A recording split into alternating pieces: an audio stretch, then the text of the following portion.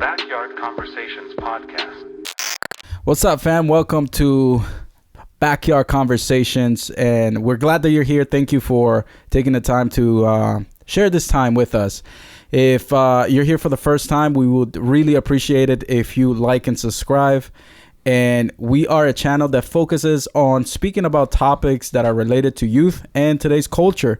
And today we have a spicy topic, sad, a little bit depressing, but it's something that kind of hits home because we grew up on watching these shows. We grew up in it, you know, with these kids, man. I mean, when I look at these shows, like for example, iCarly and Drake and Josh, like that was my childhood right there. Like I grew up watching those things and we kind of grew up together. Like it's like I saw them grow and I was growing too with them. But I'm pretty sure you guys heard the news and what's been lingering around. It's all piling up. I mean, this is not new, but it's been a timeline of events that have happened, but it seems like it's hitting the fan and people are getting exposed.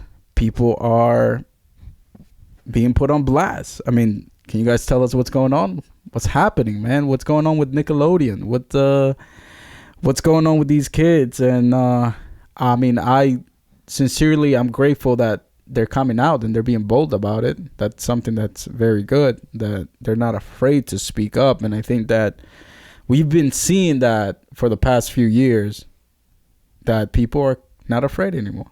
And that's a good thing. Eventually, everything dark comes to the light. If you don't know what we're talking about the documentary that came out, Quiet on Set. We're not getting paid for this, so you search it. I'm not going to tell you where to get it. You search it. But yeah, it's called Quiet on Set. It's talking about childhood actors who performed on certain shows that we're all familiar with, like iCarly, Sam and Cat, Drake and Josh, Amanda Show, all that. It's some cool shows. I like the shows. They were really entertaining. I remember a lot of the episodes, and they're still around. You know, they're still on Netflix and HBO, Hulu, all that stuff. They even didn't they do a new iCarly? Yeah, they did as adults. Yeah, it's pretty cool. It was a little nostalgic moment. But, you seen it? Yeah, I've seen it. I didn't watch it either. It's pretty nostalgic. Did they mess it up? No, not really. Because they sure messed up the 70 Shows remake. No, that one I think is pretty good. They stick to the same place. Okay. The place looks the same. Spencer's the same. Freddie's the same. The only one that didn't come back was Sam, but that's because some stuff happened to Jeanette McCurdy and she just refused to ever go back to that show. But yeah, it's pretty good. Mm-hmm. It's a pretty good throwback. What's not so good? Yeah, but what's not so good is what happened. Yeah, so and this isn't not even just Quiet on Set, because this has been going on since before Quiet on Set, because this was what, last week or so? Yeah. Yeah. When did that documentary come out? Like it's 2 weeks ago? Somewhere in the last 2 weeks. Somewhere like that. Some very recent. But this has been going on it's 2024 now. Some of the child actors have been protesting Nickelodeon, right? The company. The whole documentary is about Nickelodeon specifically. One of the actors has been protesting since like 2018. This has been going on for a while. Jeanette McCurdy's book that she wrote, that came out before this documentary ever came out. And then it just blew up recently, now that the documentary's out. And everybody's seen it, and everybody's seeing it, because it mainly focuses on Dan Schneider, which you'll probably see his name on all of those shows. I grew up watching Jake and Josh, iCarly, the main ones I watched. His name always pops up on the bottom. You probably know. He'd be like Dan We're Schneider. not the first ones to cover this either, so you probably know what we're talking about. So we're gonna kind of talk about our take on it, what we saw. A lot of people are focusing on what Dan Schneider did. And like specifically what like that he's nasty, and which he did a lot of very wrong things. But I think we want to look at the bigger picture a little bit, and see what else was going on there. What other problems? What other lessons can we learn from this other than that? Oh, Dan Schneider's a nasty guy, He definitely did some stuff some bad stuff. Yeah, we can do an overview real But fast there's a if you lot don't of- know yet. There's a lot of other people Stuff- that also contributed. So quick overview. What should we touch? Mainly, I think I'd like to center on the kids first because it's all about the kids. I Yeah. mean, the whole aspect of the documentary was first they explained how the industry grew and how it was all about kid actors, kid stars, creating the new generation of actors, which a lot of them actually are now really famous as a result. That was Nickelodeon's goal. That was the ultimate goal of Nickelodeon, was to bring the kids and allow the kids to have a clear path to becoming famous, to becoming actors, becoming successful. And they created all these shows that were kid centered. Mainly, like the main actors were kids. The plots were about kids. The writings were for kids. The jokes, quote unquote, were for kids. Quote unquote. Yeah, I mean, now that I see those shows, sometimes I'm like, what? Yeah, They Yeah, we didn't got- catch it. they got- they we'll got some- touch they got that in a some- second, but yeah. But mainly that's what it's about. That's what it was supposed to be. It was supposed to be everything about kids. That's why you see like a lot of the stars that we know, that were like the main characters of these shows. They started really young. I didn't know until today. I didn't know that Drake Bell started on the Amanda Show. Yeah, like, I didn't so either. young. I didn't know that. Yeah, he was very young. I thought that his first show was Drake and Josh. Yeah. But no, he started with Amanda Bynes, and I mean, you can see how they were like since the first moments that they gave him the opportunity to audition. Like they were like, "Yes, you are the star. You're the one. You're who we want." And they kind of exploded from there. Based on this, right? Do you guys think that they were kind of trying to make a model or a mold for these people to be manipulated in the future as they grew older? Possibly. I know the documentary talks about specifically. They talk about Amanda Bynes a lot, especially now because she's like, she has like a lot of mental issues. But they do talk about how Dan was very, very involved. Like even when she tried to do other shows that weren't kid shows, he would still try to like really control the kind of character she portrayed and all that stuff. I don't know. I mean, where he found her, she kind of was giving like a stand up, you could say. Yeah, stand right? up. And it was kind of her like personality to be funny, to perform, to use her body as for entertainment. And I think Dan saw that and gave her an audition. And in the show, they say that he went up to her and was like, "I chose you. You're gonna be the next star." And of course, a girl of her age, I don't know if she was like 8 or 9 or something like that, but you tell a kid that like you're gonna be the next star, like you're gonna be up there, you're gonna be famous. Any kid that understands what that means, they're gonna be like, "Oh heck yeah," that puts them in cloud 9. But I don't think they had any idea that they were gonna become manipulative, that they were gonna be manipulated. But I think it not in a good way, but in a bad way, it turns their mind towards, if I do anything, automatically I think somebody's gonna try to manipulate me. I think that's why a lot of them now they got emotional issues. Because of that trauma. Yeah, it's just striking that like all of them, like all of the stars from that period, like from like late 90s, early 2000s, like almost all of the actors came out saying something like that it was just not comfortable being there. Yeah. Like they felt very even the writers, like there were writers that were saying they felt very like manipulative, that the higher ups were very controlling. There was a lot of discrimination. tension. Yeah, there was gender discrimination. That was the claim. I don't know if they did it intentionally to mold them as who they were. Definitely because they wanted money and they wanted things done their way. I do think they did manipulate. But it did have effects that did mold them and did affect them into their like later life. Like, like all these child stars now have come out and say, "Oh, this was really weird," or like even lesser known ones like I forget his name, whatever his name, Jason or something like that. He was on, was it All That? All That, yeah. That the moment that they not kicked him off, but they like didn't want him back on for the show, like he said it changed him forever because the pressure on him to be on that show was so heavy, and then just to be like taken off so quick like that, like it did affect a lot of them. And then like Jeanette McCurdy talked about like when she was on Sam and Cat, because Ariana Grande had a very different background. She had a lot more success, music career, and so there were like apparently there were whole episodes of Sam and Cat where she wasn't there. Ariana Grande, not because like it was written into the script, it's because she had other commitments with her music, and so they were like, okay, Jeanette, we're just gonna write the whole thing around you. You're gonna have to like carry a little bit of the weight. Yeah. And she would always compare herself to Ariana or something like that, and then she didn't like overcome, I guess, or like get over that till like later in her life, she said. I don't know, like a lot there's like a lot of these issues that seem to have come from how they treated the set and how they treated the work environment. I mean, you're talking about how old were these kids? Approximately, like they were very young. A lot right? of them are before the legal age of working, which is another thing we were going to talk about. Yeah, some of them are like 12, some of them are 10. So Amanda started very young, like very young, like 9, I think.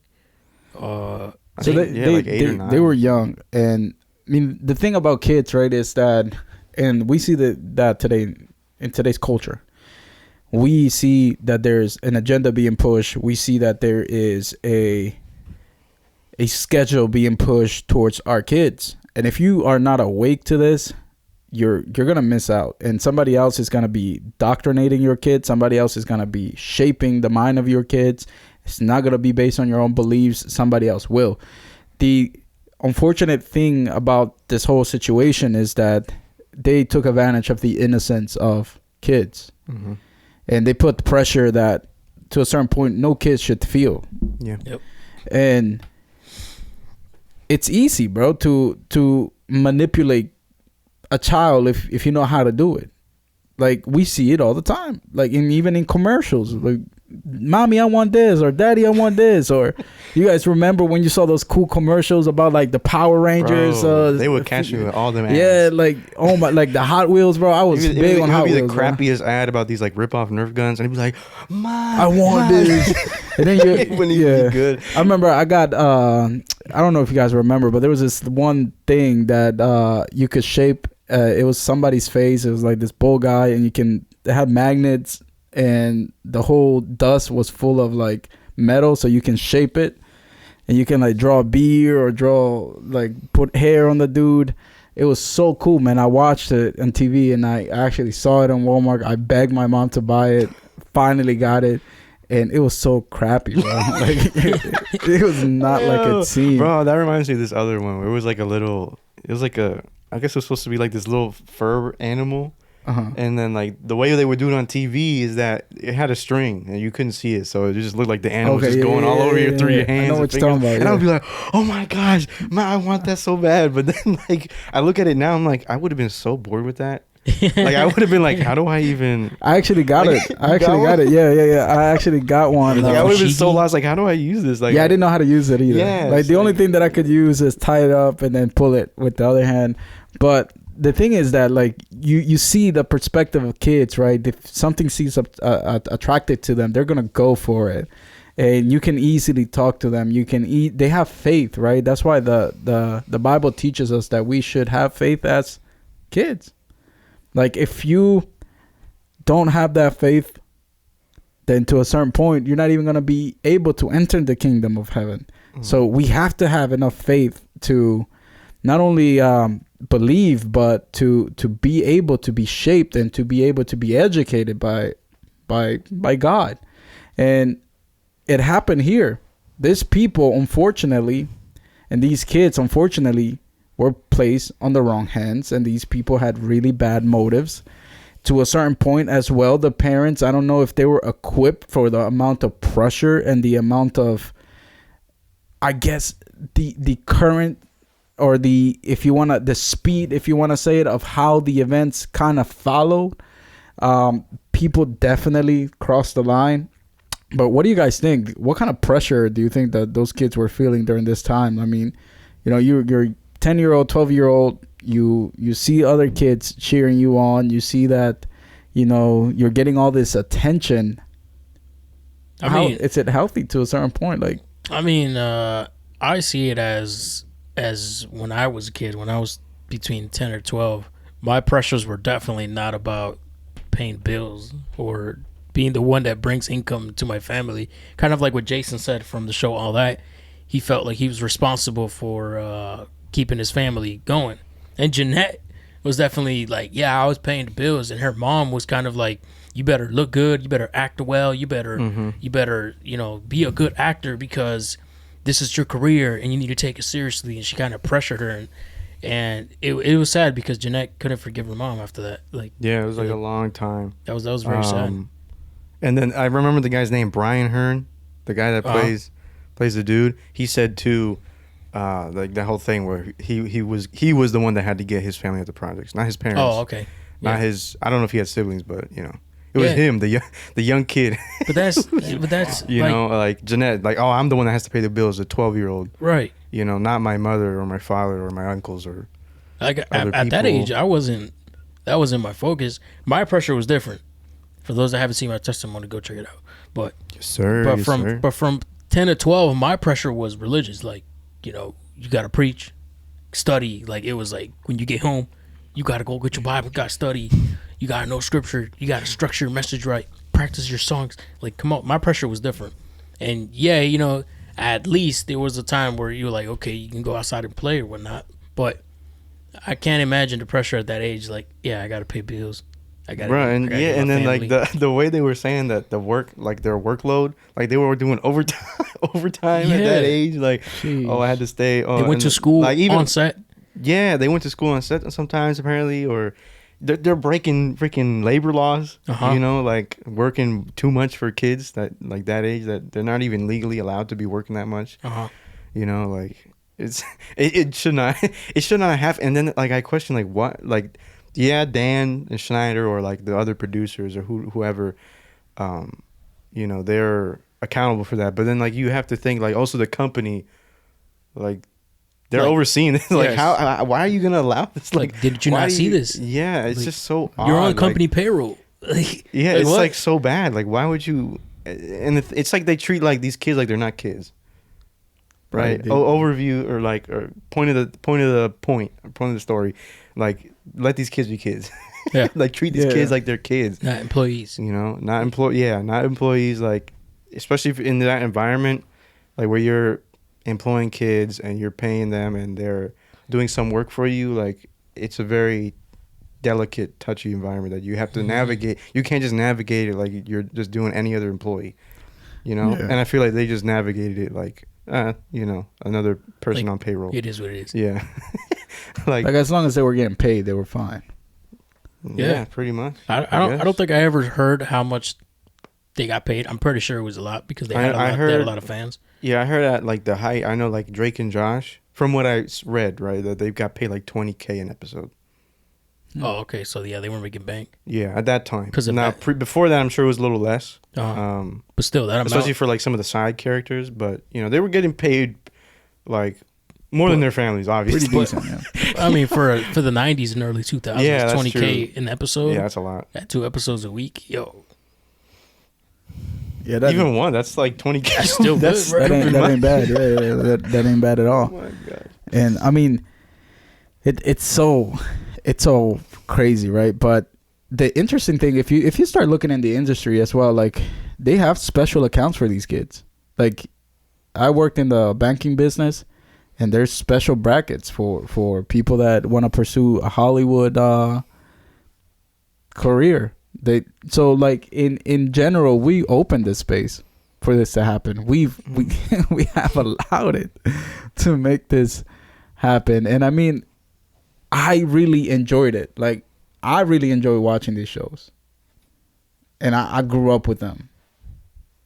But, man, did it cost a lot for these kids to actually, like, be on set and be doing this.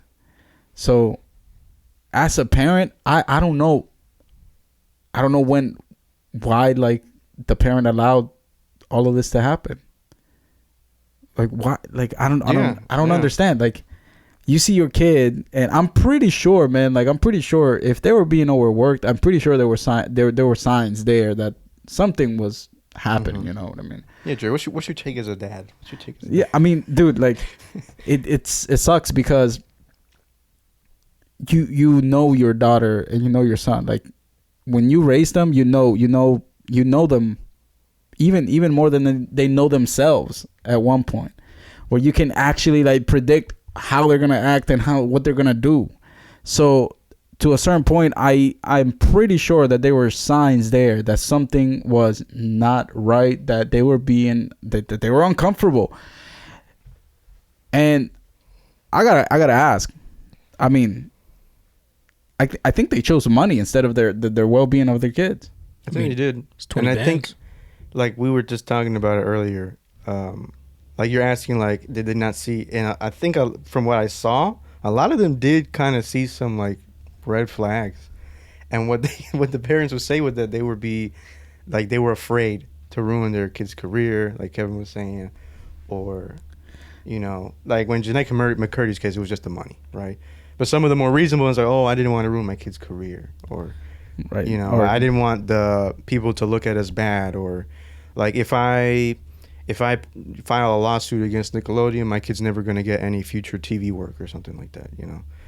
Do you think that's a valid? Nah. Yeah. I'm gonna say I heard that and I was like, dude, what? It's like What? you So want to help your kid, but you're scared to help your kid because if you help your kid, you're gonna destroy them.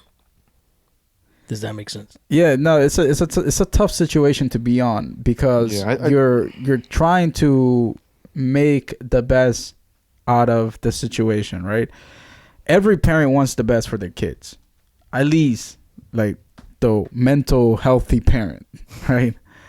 Wants the best for their kids, and to a certain point, you do end up with, you know, life choices that you have to take. Like, for example, are you gonna send your kids to homeschool?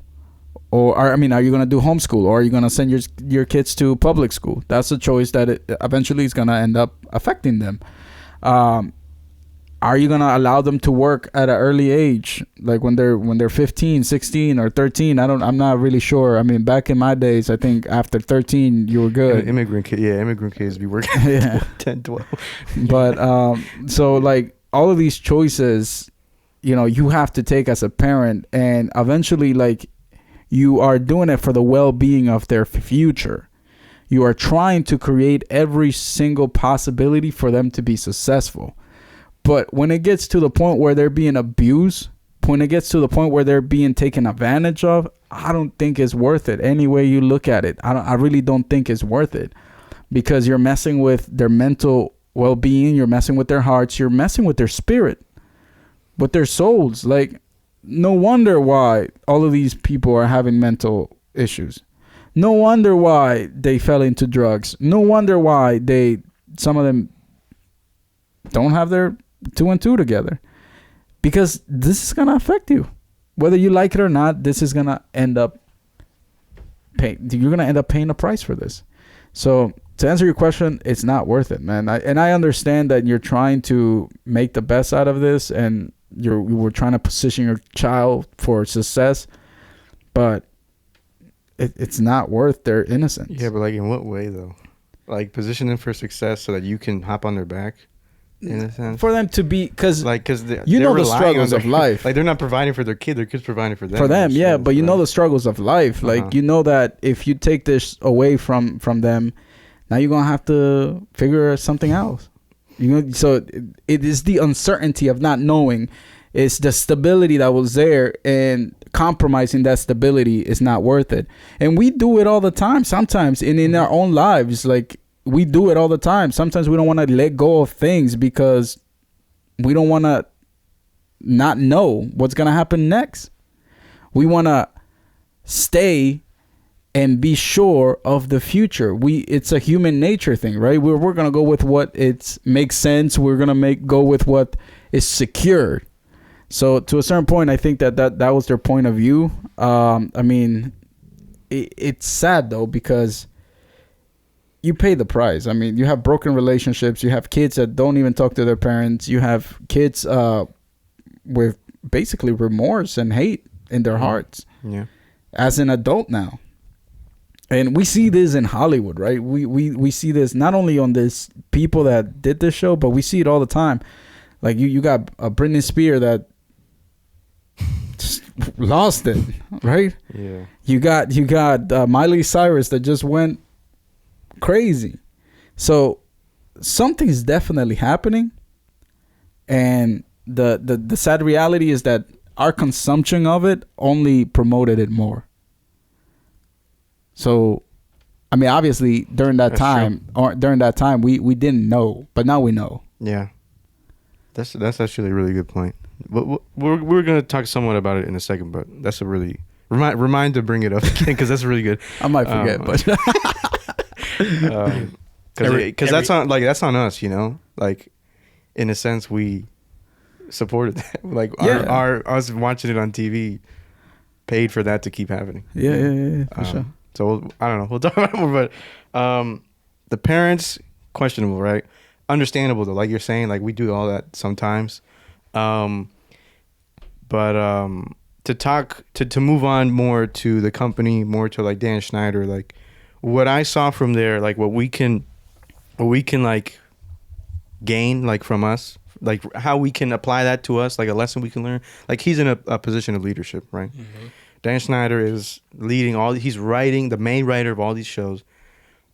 He leads the writers' table. He's the main producer. He's the guy you see. His name is on the bottom of every like intro to all these shows. And even like per the words of the actors themselves, like the child actors, like when he entered the room, you had to impress him. Like he was the guy. He was the one, right? It wasn't the director. It wasn't the other producers or no one else. He was the guy, right? And it is like super plainly evident that he was not a good leader. Maybe to the company because he was making the money, but when it came to his team, he was failing them. And not just the child actors, like even like adult, like people like the adults that were working with him. They themselves had like the director of some of the shows. They had a fallout. Him and Dan. Some of the writers, they sued Nickelodeon for things, and they said that, like all of them said that he was he created a toxic work environment, like a really bad work environment. Like he made them uncomfortable. There was a bunch of favoritism. You know, stuff that if you're a leader, like we're all like, I'm a youth leader, Kevin's a youth leader, you're a youth pastor. We can't employ these things, especially, and it's crazy because we're youth, we're in youth ministry, right? So we deal with young kids, young people, right? Preteens and teens and young adults all across the spectrum. And you really can't be that way. Mm-mm. Like these aren't grown adults who can make their own decisions, you can assume are wise enough to like, you know, like carry themselves. Like we're influencing these kids. Right, yeah. They're influencing those kids. And you can't, like, how can you make an environment where you're favoriting other kids over like other ones, and you're like you're creating such a horrible work environment? Like if it was us, like I don't know, I'm like that would be horrible. Like you can't do that, especially considering those are kids, and you have to consider their parents. You know, like that's another thing I felt like the company and all the writers and all that, like all the people leading the shows, like they kind of just wanted to disregard the parents and do what they wanted with the kids. Like, oh, you guys have to, can you guys work more? Or can you do this joke even if you're uncomfortable with it? Or you know, like apparently, what was it? I think that the parents weren't even allowed on the set or something. They weren't even allowed on the set. Mm-hmm. It was just really weird, like taking the parents out of it. And I'm like, this is a big company. Why you're dealing with kids? I feel like you have to be aware you're dealing with kids. Like you can't do that like with kids. It's just like it's not appropriate. It's not safe, right? They didn't have any like blocks against like that could prevent what did happen to those kids. Some of those kids, right? Mm-hmm. Right. If we didn't mention it, but like some SA did occur, and I don't know. It's sad. It's irresponsible. And he actually, I don't know if y'all saw his apology. I was talking to Kevin about it. You didn't see his apology? No. Well, a bunch of people are clowning him for it, but it was basically like a blanket apology. This was recent? Yeah, this was recent. It's like super, like within the last few days. He only did it after this documentary. He only came out after this documentary, but he actually only really apologized. Like of all the claims made about him on the documentary, the only one he admitted and apologized for was for being like a jerk on set. But then at the same time, like why did you wait so long to I don't know. Yeah. It's just so odd. Like it seems like there's no personal remorse. Yeah, Because not when really. when you know you've messed up, you have some type of remorse inside, like, yo, I messed up. At least a human being that has real remorse or emotions. conviction? Oh, well, for the natural human, remorse. Conviction is more, I'm gonna say, on the Christian side because of the Holy Spirit. Mm-hmm. But for a human, it's remorse, because there's people out there that for example, they've stolen large amounts of money from somebody, and like they got away with it. And with time, they understand that what they did is wrong, so they'll go back to that person. And that person probably has no clue about it, and they go back and they say, "Look, I stole from you, and I couldn't live with that. So I apologize." And sometimes they try to make up for it, like, whatever you're going through, let me help you. I can help you. But if it takes other people coming out to remind you of what you did for you to say, I apologize, and not even apologize fully, because that's a half apology. Yeah. That's a half apology. It's like making excuses. Yeah, I wouldn't, I mean, I'm a Christian, so we have to forgive, because we have to love like our Father loves. Mm-hmm. But as a regular human, I'd be like, yeah, nah, man, I don't take want that. your I don't take that. I don't want that Yo, trash. Kevin, 2024. If you're a Christian, you're not a regular human. You're not even from this planet, We bro. another dimension. Hey, yo. Nah, but you remind me of, now that you say that, like the no remorse, that reminds me of like the example you used, robbing.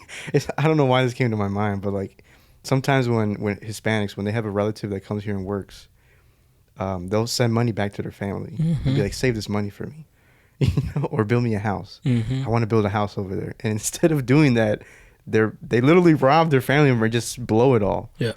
And there's no remorse. And it's like, how can you not? Yeah. Like, how can you justify this, right? It's crazy. So it's like the same. It's like, it doesn't feel genuine. It doesn't feel genuine for me. No, it doesn't. I'm gonna throw a Spider-Man verse out there. With great power Comes great responsibility. yes, sir. Yeah. Us as leaders, don't do what Dan Schneider did, please. No, I think that's a lack of accountability, right? So it is. we see it all the time. I mean, you got Epstein, you got Puff Daddy right now going through it. You got pastors, even in the Christian community, doing some shenanigans. You got popes doing some shenanigans. It's the fact that when you reach a certain fame, when you reach a certain spot, nobody can touch you. Mm-hmm. Literally nobody. I've seen that in churches. Yeah, Like- no, for like you can't say anything sure, about the bro. pastor. For sure. Like, there's one thing is like yeah, like you have to respect the pastor, and a lot of people just want to like gossip and all that. But sometimes if you have a genuine concern, like I've seen churches where like, nah, nah. keep your mouth shut. Yeah. Or the pastor himself would be like, how dare, bro, I saw this one pastor who's like mad at his congregation because for his birthday they didn't get him this like super expensive watch or something.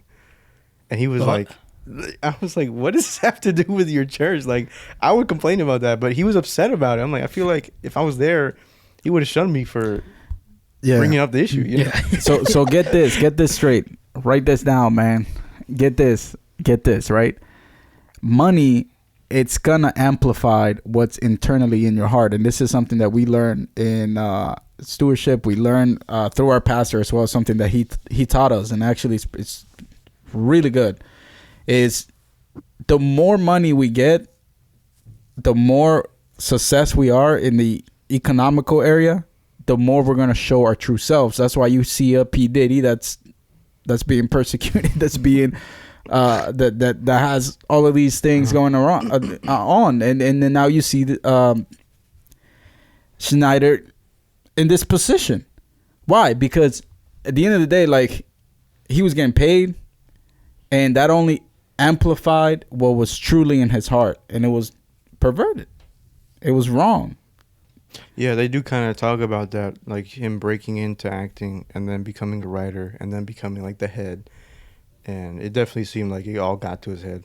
And then like all this like nasty attitudes came out of him, and It's manipulation. It's crazy because his beginnings were not so good because he was seen. They called him the fat kid of that show that he was in, and he didn't want to be that. Like he's like, I'm not just a regular actor. He said I can be more, and he believed in himself that he can be more and he can achieve a dream, and he did it. Like he got there, but then it all took a turn. So it's like it got to his head. Yeah, no, for sure. It got to his head. I mean, that's why the Bible, the money itself is not bad, but it's the heart. It's what we actually, think about, what we actually do. And if you're not careful with your thoughts, right? Like, for example, I'm pretty sure that he had all these thoughts and they manifested. And if you are not careful with your thoughts, they're going to end up controlling your life. So that's why you have to be very careful what you think and what you do with what you have. But in his case, he completely blew it, man. Like he had no boundaries. There was nobody, literally nobody there to tell him like, yo, like you're screwing up, man. Like you need to sit down. You need to hop off of this. And they gave him full authority. Yeah, it's too much power. And they were witnessing all of this because I'm pretty sure somebody had to know. Yeah. No, somebody had to, bro. There's a bunch of stuff. I'm like, they had to know. But they just turned out. Yeah, you make a good point that you bring that up because he also claimed that he had there were higher ups, people above him, and that, he was under them, and that he had no control over certain things, like explicit things like salary or, like physical, like literal things. But the implicit, he was very much in control of, like the environment of the set, how people viewed him, what you could say like yes, his physical role was producer, but his role like in everybody else's mind, like in that environment, his social role there was like the boss. Yeah, he was the guy. Like he was the guy. Like implicitly, he very much had like he tried to deflect it basically. And I was like, bro, you can't say that. You really can't because you very much had a lot of influence over almost everybody in that room. Even though you can't say you were officially the boss, they definitely treated you like you were. Yeah. And they thought of you as the boss. Like, you can't deny it. Right. Right. Yeah, so I guess this goes for anybody in a power position, anybody in a leadership position. Don't let that power go to your head. Don't let it go to your head. Remember your beginning. Because that's something I would tell Dan Schneider if I had a chance to talk to him. Why didn't you think about your beginning? Why didn't you think about how you felt when they degraded you, when they looked down on you? Why didn't you think about that throughout your whole set? Like, because they don't have God in their hearts, bro. Yeah, it's as simple as that. You don't have the fundamental things that shape a good human being. I mean, there's a reason why we have faith. There's a reason why we're so passionate and bold about what we believe, and it's because it's for the greater good of humanity, man. Like, I really think that getting to know God, getting to know Jesus will be a very good thing for humanity if they decide to actually turn and repent and actually take pleasure on the design that God has created for humankind. But we don't. That's the thing, is that we don't. We go into our selfish nature, we cave into our sinful nature, and we do what is easy. I was going to say, like, you guys are talking about conviction and remorse, right? Like, the little difference. And I was going to say, like, thank God we're followers of Christ and we have the Holy Spirit to convict us. And we don't have to rely on our own remorse. Because a lot of times, like Dan will fail. Like, we won't catch, like, man, I did something wrong. I mean, to a certain point, there's Christians that don't. That's true. Maybe Christian, I don't know. There's Christians that don't, Just because they got the spirit and sitting in a chair, and they're in control, and I think when you live like that as a Christian, there's a good handful of people around your life that can look at you and be like, yeah, this guy has done some stuff, and I don't know how he got away with it. He got away with it. I don't know why he's still acting the way he does, but you gotta, if you're a Christian out there, put the Holy Spirit back in the steering wheel. For sure. Let him show you the things that you've done wrong. Because instead of him accusing you, he pushes you to change, go, be different, turn away from your sin. And that's what's so special about him. All humanity now, everybody's going on Dan, and they're all saying, you're a predator and you should be in jail, and they're trying to convict him and all that. But God's so loving. God is so loving that if Dan Schneider repents, and there's true repentance in heart, the Holy Spirit will reside in him, and God will forgive him if he truly repents. For sure, but this all comes to what I brought up earlier, right? That we support these things by watching and by influencing these people to move forward. And you, more than now, you see that going around in social media. You see that going around in our culture where people are avoiding certain brands because they did something or they said something. People are being canceled. People are being removed from movies. Why? Because the people, in a sense, the people have power, but we don't realize that what we watch, what we buy with our money, what we consume as a family or as a person, we are investing in these things. We are promoting these things in a certain way. Like, for example, like I cut off Disney, bro. Like, I don't have Disney. I'm not gonna get it because of the things that have leaked and because of the things that they're doing. Leave the kids alone. Let the kids be kids and call it a day. And if we don't take these measurements, nothing's gonna change. It's like Netflix and the whole scandal that happened when they released that show or movie that they put Jesus as a. They made Jesus. I think they made him. Yeah, they turned him to the other side, and I'm like, hey yo, what can we do? Stop promoting these things. I mean, speak up. Start promoting these things, and to a certain point, like we see this in our everyday life. Like sometimes we promote things that we shouldn't promote. Sometimes we invest in things that we shouldn't invest. So at the end of the day, man, what can you do to make a difference? I would say that, man, pray for these people and stop promoting these things that are harming our society. Stop promoting those artists that are talking about killing other people, that are promoting violence, that are telling your 5-year-old, your 6-year-old that it's okay to twerk and to do all these things, bro. Like, it's insane, bro. Like, I don't understand what it's in the people's head nowadays. Like, come on, wake up to this, man. Wake up, because somebody else is raising your kid. Somebody else is developing your mindset. Somebody else, it's not even your own. You're not, at this point, you're not even in control of what you think. Mm-hmm. It's all being placed and it's all being fed to you. But you're so deep into it, you're so numb that you can't even get out, can't even see the other side. But what do you guys think about that, about investing in the things that probably we shouldn't invest? I mean, I think it isn't. I think we forget that the consumer has power, and we can use our powers. Like these people literally live to please us. They live to please you. They live to make a product that you'll want. They live to make a show that you want to watch. They live to make a movie that will entertain you. So if you say it doesn't entertain me, or it doesn't, I don't want this, right? I mean, the company's they're not gonna do it. Yeah. Right. They do. It's like you were saying, these things that like Netflix or Disney is promoting. They only do it because they want to please you. They want to please the mass audience. They want it for the money. They don't actually believe in that stuff. They don't actually care about it. They just think it'll make them money. So if you tell them, I don't like this and I'm not going to pay for your service, I'm not going to, do what you want me to do, basically, they'll stop. Like, yep. Like, it's like they'll disregard anything for money. Right. It's like with the whole thing with the show. They will disregard child labor laws for money. They will disregard, weird weird things going on set because the show's making money. Mm-hmm. They care about the money. I think there was a recent case where a company, I can't recall what it was, but you can see the impact on this and what we're talking about. A certain company took a decision to support something, and all of a sudden, the next day, like you see in the stock market, their stock just flopped, just dropped. And that sends a message to the company. And I'm pretty sure they're going to say, they cut it out. It's not worth it.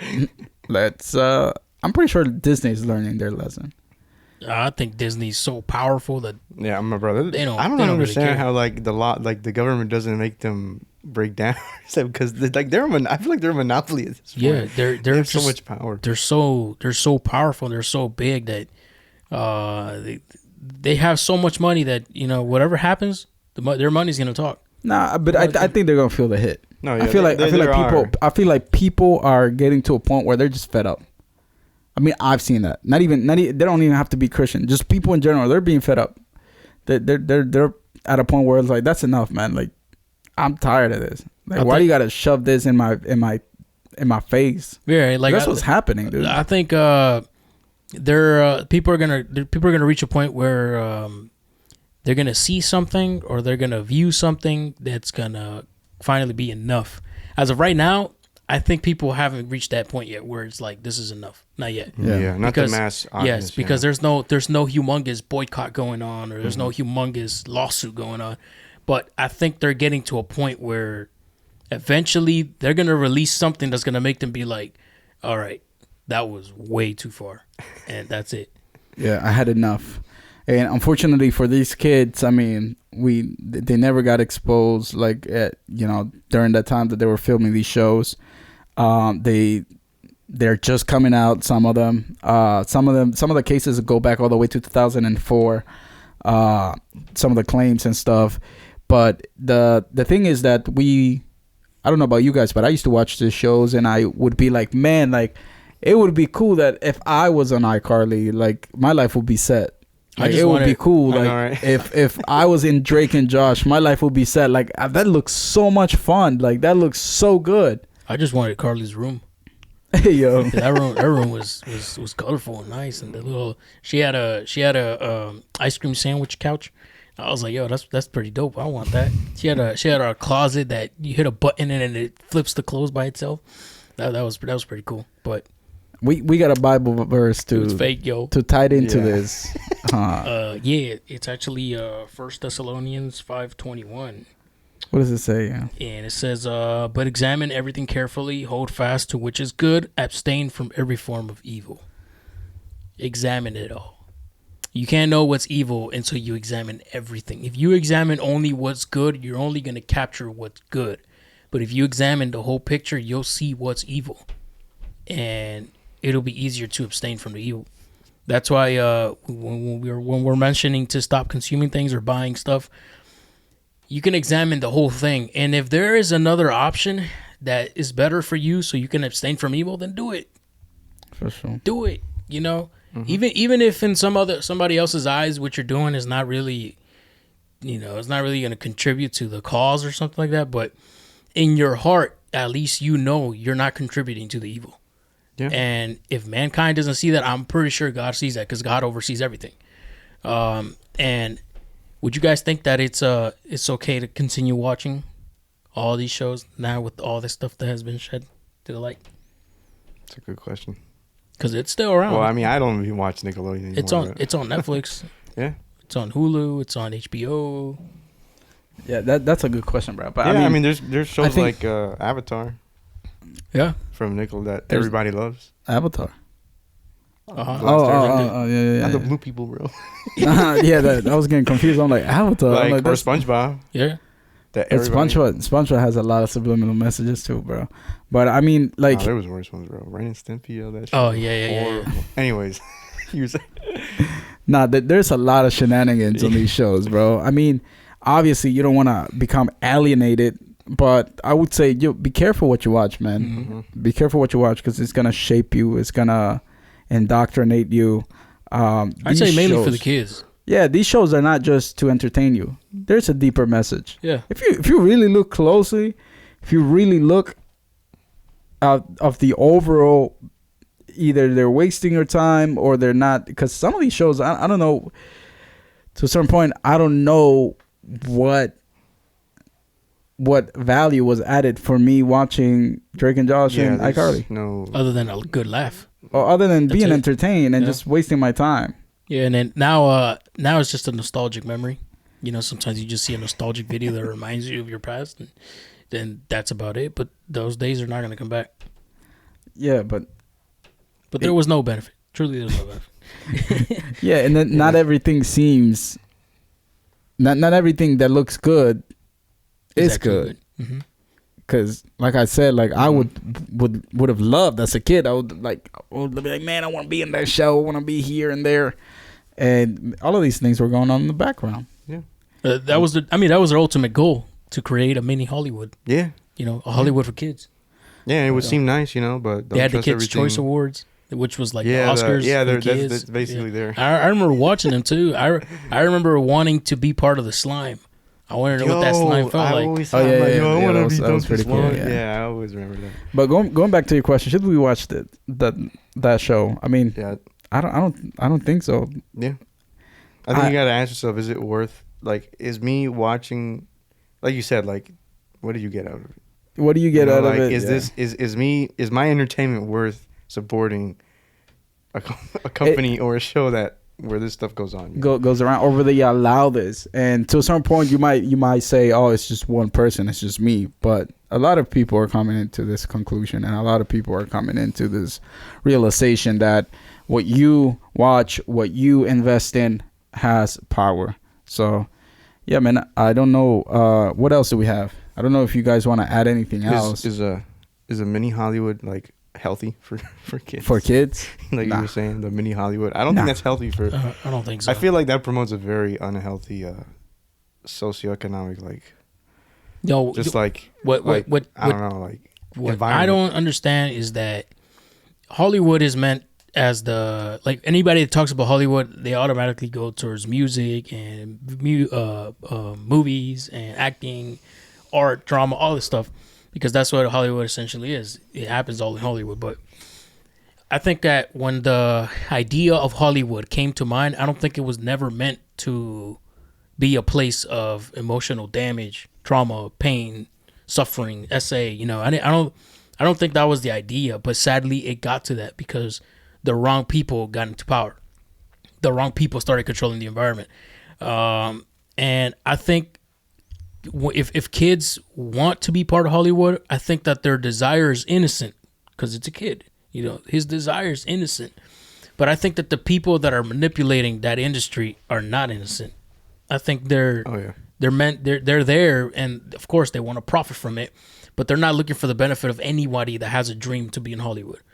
Like, I don't have a dream to be in Hollywood, but if I were to ever be in Hollywood, I think my dream is just, you know, I just want to perform, be a good actor, and make money off of it, and leave a legacy, and that's it. And most kids, that's not what they're talking about. Most kids are just like, I just want to be happy, you know. I just want to laugh like all those kids. I just want to do whatever I want and have all the colorful stuff and all the toys and everything. Like, I think that's the dream of a kid. But is it okay to sell this dream to a kid? I don't think so. That's true. Plus, no, you go ahead. Go ahead. I mean, like, to a certain point, right? You have kids that are very talented. Yeah. You got kids that clearly they have a bright future. So it's up to the parent to kind of mentor that kid and to be there and steward that gift in a well-being way, in a way that is healthy not only for the family but for the child. Yeah. But the thing is that once you get a taste of it, you want more and you want more and you want more success. So it sucks, man. But one thing that we can, I don't know if you wanted to add anything onto that. No, I was gonna say, you know, one, I think the whole I think that environment really, like, we did an episode on this previously, or like about self-worth. Oh yeah, Right. And I think that really, you have to keep in mind, these are kids. Like, you have to treat them different. Like, which is you can even go into a whole nother topic of like what do we value in American society? Like, is work all we care about? Like, is your career all you're worth? You know, because that's how they kind of treat these kids. Like, oh yeah, we know that this environment isn't healthy for their development, their mental development, and their self-worth, and like we're kind of training them up to value themselves based on fame and money. But you know, we're gonna blow up their careers, so it's okay. You know, like, is that all we value them for? Right? Because Jeanette McCurdy, she had those kind of sentiments. Like, am I, you know, why is everyone more successful than me? Why do they get more TV spots, or why do they get more money, or this and that, or more fame? And look where she's at now. Jeanette hasn't really she hasn't really done anything significant now with her career other than write a book. Yeah, but I think she's done way more than. But let's say like she was comparing herself to Ariana. Right. So, but now she found her sense of worth. Yeah. Outside of that, she's actually impacting. Yeah. Yeah. Exactly. So the career that was trying to get imposed at an early age wasn't really her. I'm gonna say her purpose. I'm gonna say that it wasn't her purpose because we are purpose driven as Christians. It wasn't her purpose, and there are people out there that who their purpose is actually that, like a successful, good Hollywood actor that I'm gonna say that was able to stay clear, and he's Christian. Is Kirk Cameron? Not the black, sorry, not the black singer, but Kirk Cameron, the actor, the Fireproof, and all that. Yeah, exactly. He did 3 Left Behind movies, and then he did Fireproof. He did a talk show. He did a lot of Christian shows, a lot of Christian podcasts, and the man is a successful Hollywood. Way the master. Literally. Way the man with what's his name? About the evangelism. Yeah, what's his name? Yeah, Living Water or something. We all know. Why am I forgetting? Ray. Ray.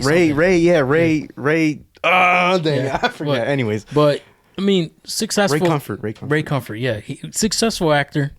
You know, successful actor. He made good profits. He made good money. But the man was really well founded in faith. That none of that got to his head. Yeah. Literally, none of that got to his head. And then now, he says, through everything that I do, my goal is that although being successful in my career, I still want to spread the gospel of Jesus because I couldn't have done none of this without Jesus. So can it be possible to go out there and you know, maybe one day your kid can be part of Hollywood? Yeah, but you got to teach him the value of faith. You got to teach him the fundamental stuffs of faith. You know, the doctrines of faith. You got to guide him in the right path so that when he gets out there, he doesn't lose himself. Yeah, you gotta make sure you work on their identity. Yeah. But a lot of these parents, it seems like, you know, like, oh, my kid is making money and he's kind of happy, but he's struggling, but he's making money and he's okay. Yeah. Let him act. That's a lot of families though. And it's sad. Oh, my kid is making it now because they're gonna be this person who makes money now. You know, they weren't all that before, but now they're a doctor. Yeah. I don't know, but you know, main point I was saying, just, I mean, I don't know, like, is this career, like, is your kid's future worth like a career, like a successful career? Is that all they are? I don't know. You know, is that all we are? You know, we're more than that. But I mean, we should have a balanced life, right? We cannot live without any goals or dreams. Like, we can't just say, you're a kid, you're not gonna sit down. Like, there has to be a balance. And I mean, this is the good thing out of all of these things that are happening in Hollywood. I personally, I think that Hollywood's evil. I think that there's a lot of things that Hollywood needs to, you know, be exposed for, and we're seeing it. The good thing is that exposure is happening. The good thing is that the truth is coming out. The good thing is that the light is finally exposing all of these dark things that are happening, and that's something that it's biblical. You know, at one point we're gonna get exposed, even for our darkest secrets, the Bible says. Yep. So exposure is happening. I feel like we've seen this. I want to say kind of like when we took a turn, maybe like during the pandemic, where people actually started speaking and found the meaning of life. Like, I feel like the pandemic, yes, it was bad, but it was good in a certain way, where people actually, hey man, realize that we're humans and that there's more than work. There's more than money to be worry about. You know, there's family, there's love, there's core things that we should really influence and push forward in our society. So I really think that all of this is good. I mean, regardless of what has happened to them, I think that the exposure of it, the people speaking out, it's gonna be good. It's gonna bring awareness and regulations to. I hope it brings regulations to the upcoming future actors and kids that are on the rise. I hope it changes, though. You know, we've seen evil. We know about the evil. I hope a new generation of actors and artists come up that turn everything for the good. It's hard because a lot of them turn away from Jesus, but I pray that God even reaches that side. Who said that God can't get into Hollywood? He can. He's already in there. He's already in there. So I pray that that God lifts up a generation that can reach everybody through Hollywood in a clean way and can show people that, nothing's impossible for him. He can even be in the most darkest place ever. He can still shine light. For sure.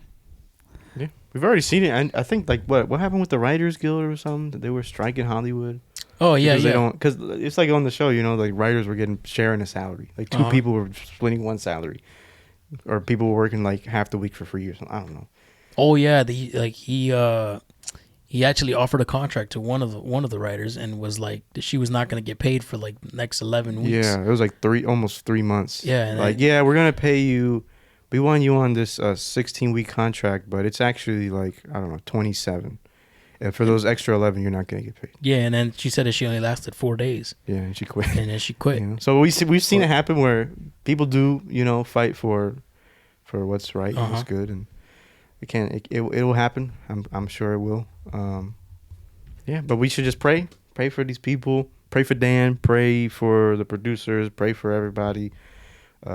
The blood of Christ saves everyone. Pray for healing, and especially the actors. Those we grew up with them, and maybe we didn't deal with the trauma that they dealt with, but it just sucks to know that they went through that. That they were our childhood stars, our childhood entertainers, and that they had to go through that. That was just, it was not fair. It was not fair for them. It's sad to see that, but honestly, I can tell them as much as you try to pursue your healing by yourself, with time, the scar is going to stay there. And every time you look at your past and everything that reminds you of your past, it's going to hurt. But there is somebody that can change that and actually heal that and can use your past to help a lot of future generations. So I encourage all of them, if in some miracle our episode runs through Drake Bell's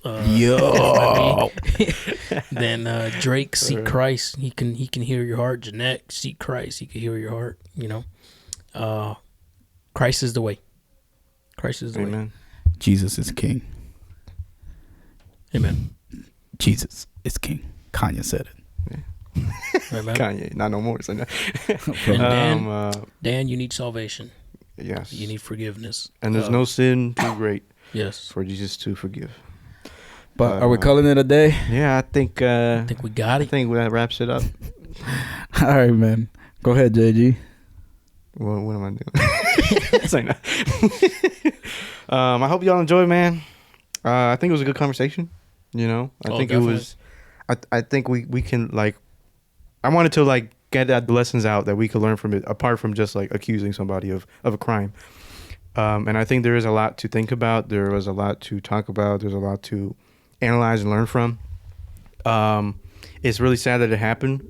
But life goes on. We need to do better. And I hope y'all enjoyed. I hope y'all got something out of it like we did.